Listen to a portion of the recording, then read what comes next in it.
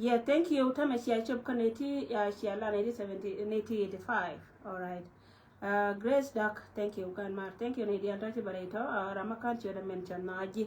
Na yendi ala par goro ba live dan share ba video dan bato. Ya video me kwa share kane kon barar ka non mens makama ye nwer community jo me ben kane kon tila lwa tila nin nyura ni siang ko kuidor go kan ba doran ba la de ka ken before kan waka non mens lada dere te kamane daba dial tini chonkel kaman nya borgio la mandana mama mwal dial ko kunya dana ci ko da men ci kon moy ka ta loy today she ben ka tok lwa so nya dana la ne kona me la da kwende me kwa kwenda kwa ja announce ka paye ci wo so bay gio wo ci la de te today mama ni dia te kona ci ko ka ci rawo ka kwen nya dan manangan ba wo ko to so de to arba gwa me ta tinere we de ka UK te tire te kel ka mama maldial ka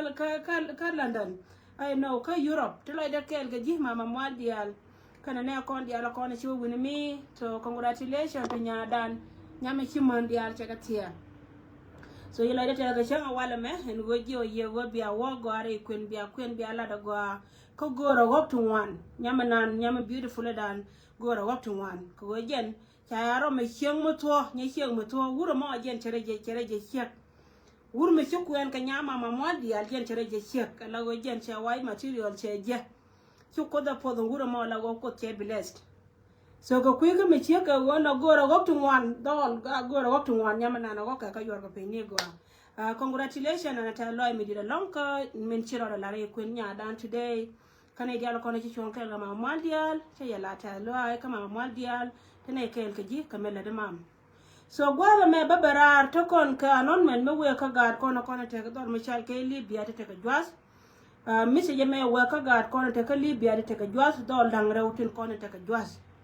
gad ke lana cha moy ka joi me cha paralai point de me cha point de che non la point de ne kana gad ke lana cha moy ka bot misi je me no ngone je me cha kam kono kwar Western Australia Kwarman Western Australia ni meri nya wargor Kwarman Western Australia ni meri nya wargor gora gada ti chakato kama gora kene ka last week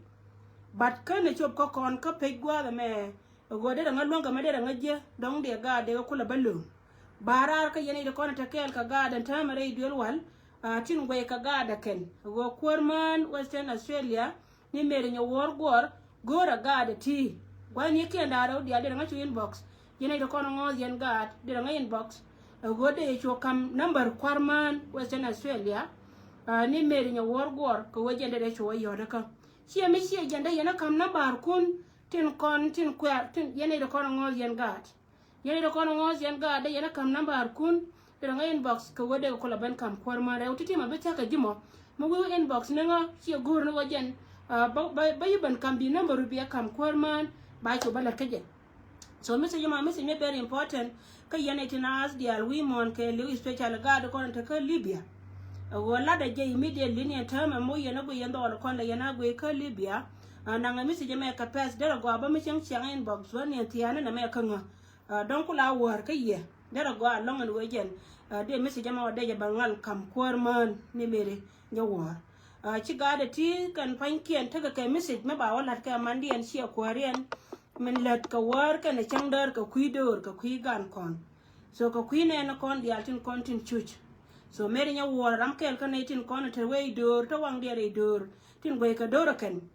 ram kel min let kel ka kon tin di ala kon la dier mate ka de ma ci to ka kon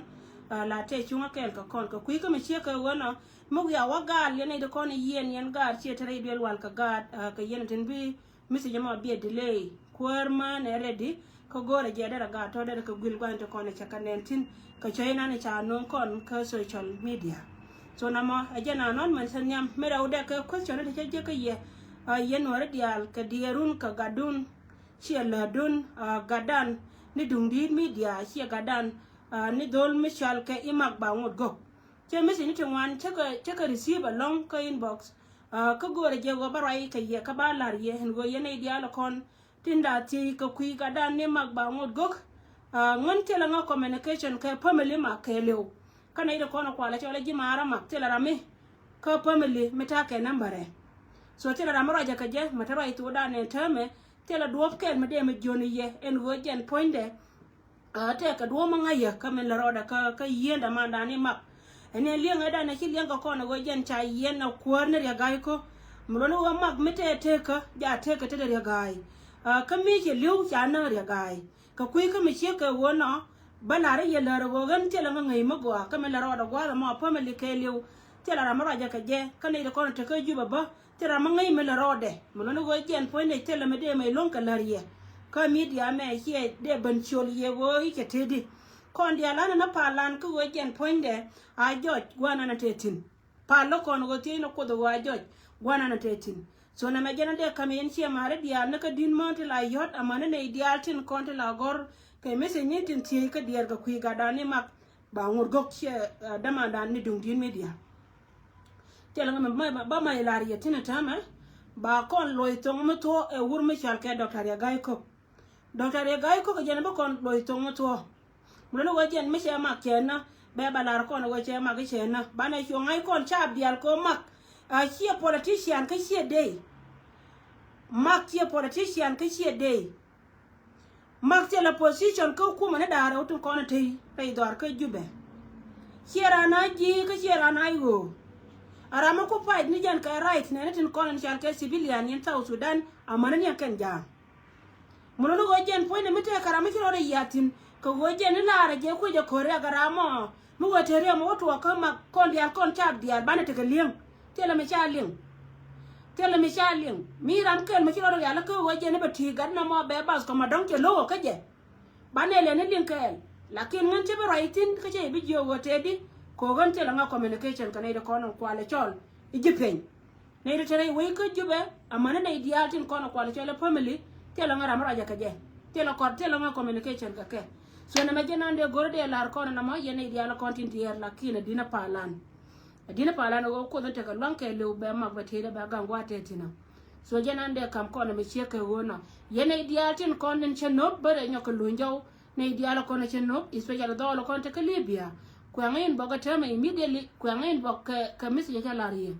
go ko man we in Australia mere nya war mantin cha jiden yen ka kuidor chekel la nin ka tajina ka warni shanga kuidan ko jen bagat kon baka goite ka message ka gat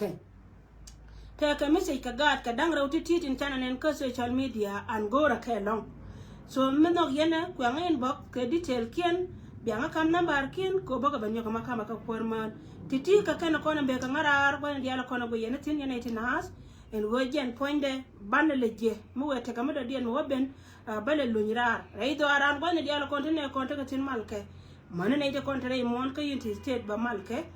me chi to changa dan ka ne te dia te konda cha report awate ka ne ko kene cha wanya jere yerba ti cha na yer jen kuma min ta kan wen min tweet mono go jen poinde bana pala wo bigat kontin kona te ka bot te ka rame chinga jepa na go kente ka critical condition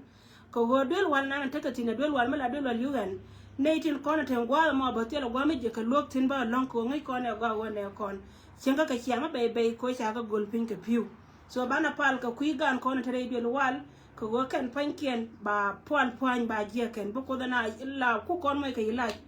ba ka mo ka pon ne ko re lo ka mal ka gwa ne dia la kona te ka tin ka nyen ken kona lat ke ken bat go ke wa ni ken dia la kona te ka tin mal ke kiriye che yor ka wal ga ga chana ngai chenga dan go che civilian konte chui ka ko ba west chaka moy ka kon ante me chi gar kon ka ko ba west chicken